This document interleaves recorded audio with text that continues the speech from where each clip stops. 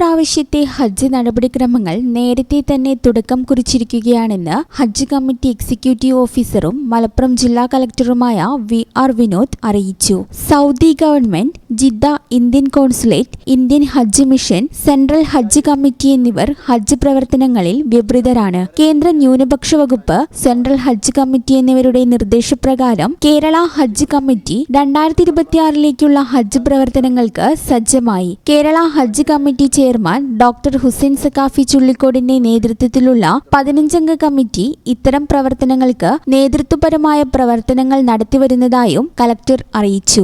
2025ലെ ഹജ്ജ് നല്ല രീതിയിൽ പൂർത്തീകരിക്കാൻ സഹായിച്ച ഗവൺമെന്റിനും ഹജ്ജ് വകുപ്പ് മന്ത്രി വി. അബ്ദുറഹ്മാനും ഹജ്ജ് കമ്മിറ്റി മെമ്പർമാർ, ഹജ്ജ് ഇൻസ്പെക്ടർമാർ, ട്രെയിനർമാർ തുടങ്ങി എല്ലാവർക്കും ജില്ലാ കളക്ടർ കം എക്സിക്യൂട്ടീവ് ഓഫീസർ അഭിനന്ദനങ്ങൾ അറിയിച്ചു.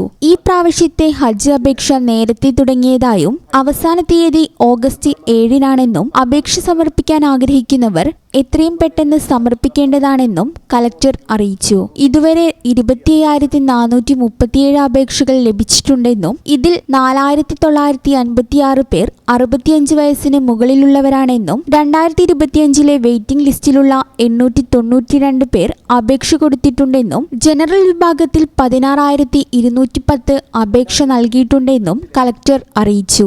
സെൻട്രൽ ഹജ്ജ് കമ്മിറ്റിയുടെ പ്രത്യേക ഓൺലൈൻ ആപ്പിലൂടെയാണ് അപേക്ഷാ സമർപ്പണമെന്നും അപേക്ഷാ സമർപ്പണത്തിന് സഹായിക്കാൻ സംസ്ഥാനത്തൊട്ടാകെ 350 ഹെൽപ്പ് ഡെസ്കുകളും പരിശീലനം സിദ്ധിച്ച ഹജ്ജ് ട്രെയിനർമാരെയും സന്നദ്ധ പ്രവർത്തകരായി സംസ്ഥാനമൊട്ടുക്ക് വിന്യസിച്ചിട്ടുണ്ടെന്നും അദ്ദേഹം പറഞ്ഞു. ഈ പ്രാവശ്യത്തെ ഹജ്ജിന്റെ പ്രത്യേകതകളിലൊന്നാണ് 20 ദിവസം കൊണ്ട് ഹജ്ജ് ചെയ്ത് തിരിച്ചു വരുന്നത്. ഇത് ജോലിയുള്ള പ്രവാസികൾക്കും വളരെ കുറവ് ലീവ് ഉള്ളവർക്കും ഉപകാരമാവും. സാധാരണ ഹജ്ജ് 45 ദിവസമാണ്. ഇന്ത്യയിൽ നിന്നും 10,000 പേർക്കാണ് ഹ്രസ്വകാല ഹജ്ജിന് അവസരം ലഭിക്കുക. ഇവരെയും നറുക്കെടുപ്പിലൂടെയാണ് തിരഞ്ഞെടുക്കുക.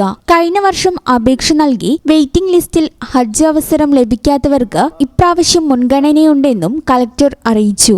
ഈ വർഷത്തെ ഹജ്ജിനുള്ള നറുക്കെടുപ്പ് ഈ മാസം 12-ന് സെൻട്രൽ ഹജ്ജ് കമ്മിറ്റി മുഖേന നടക്കും. ജനറൽ വിഭാഗത്തിന് നറുക്കെടുപ്പാണുണ്ടാവുക. തിരഞ്ഞെടുക്കപ്പെട്ടവർ ഈ മാസം 20-നുള്ളിലായി ആദ്യ ഗഡു അടയ്ക്കേണ്ടതുണ്ട്. തുടർന്ന് ഇവർക്കാവശ്യമായ 3 ഘട്ടം ക്ലാസുകൾ നൽകിയാണ് ഹജ്ജിന് തയ്യാറാക്കുക.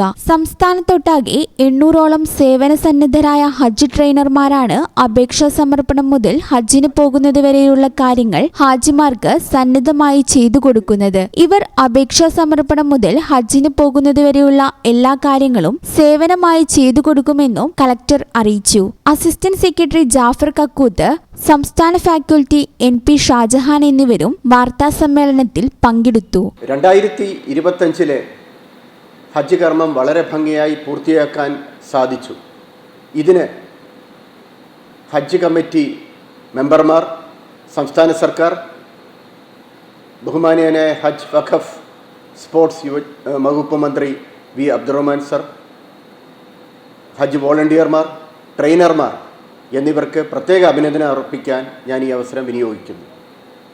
2026ലെ ഹജ്ജ് കർമ്മത്തിനുള്ള അപേക്ഷകൾ ജൂലൈ 7 മുതൽ സ്വീകരിച്ചു തുടങ്ങി. ഇന്ന് അപേക്ഷകൾ സമർപ്പിക്കുന്നതിനുള്ള അവസാന ദിവസമാണ്. ഇതുവരെ 25,000-ത്തിലധികം പേരാണ് ഹജ്ജ് കർമ്മത്തിന് വേണ്ടി അപേക്ഷ സമർപ്പിച്ചിട്ടുള്ളത്. ഇത്തവണത്തെ ഹജ്ജിലെ ഒരു പ്രത്യേകത 20 ദിവസത്തെ ഷോർട്ട് ഹജ്ജ് ഇപ്രാവശ്യം മുതൽ ലഭ്യമാണ്. ഇപ്രാവശ്യം കഴിഞ്ഞ വർഷം അപേക്ഷിച്ച് വെയിറ്റിംഗ് ലിസ്റ്റിലുള്ളവർക്ക് ഒരു മുൻഗണന കൊടുക്കുന്നുണ്ട്. ഹജ്ജ് കർമ്മത്തിന് വേണ്ടി അപേക്ഷിക്കുന്നവരെയും അപേക്ഷിച്ചവരെയും സഹായിക്കുന്നതിന് വേണ്ടി 350ഓളം ഹെൽപ്പ് ഡെസ്കുകളാണ് തയ്യാറാക്കിയിട്ടുള്ളത്. ഹജ്ജ് കർമ്മത്തിന് തിരഞ്ഞെടുപ്പ് നടത്തുന്നതിനുള്ള നറുക്കെടുപ്പ് ഓഗസ്റ്റ് മാസം 12-ാം തീയതി നടക്കുന്നതാണ്. അതിനുശേഷം ഓഗസ്റ്റ് 20-ാം തീയതി ആദ്യ ഗഡുവായിട്ടുള്ള പണം അടയ്ക്കേണ്ടതാണ്. ഹജ്ജ് കർമ്മം നടത്തുന്നവരെ സഹായിക്കുന്നതിന് വേണ്ടി ഹജ്ജ് വോളണ്ടിയേഴ്സ്മാരും ട്രെയിനർമാരും സജ്ജരാണ്. എല്ലാവിധ സൗകര്യങ്ങളും ഏർപ്പെടുത്തുന്നതിന് വേണ്ടി ഹജ്ജ് കമ്മിറ്റി നടപടികൾ സ്വീകരിച്ചിട്ടുണ്ട്. ഇത്തവണ അപേക്ഷിച്ച എല്ലാവർക്കും ഹജ്ജ് കർമ്മത്തിന് അവസരം ലഭിക്കട്ടെ എന്ന് ഞാൻ ആശംസിക്കുന്നു. ഈ ചാനൽ ന്യൂസ് മലപ്പുറം. നിങ്ങളെപ്പറ്റി നിങ്ങൾക്കല്ലേ കൂടുതൽ അറിയുന്നത്? പരിശുദ്ധിയുടെ സുവർണ പാരമ്പര്യം. Hayat golden diamonds, Valanchery.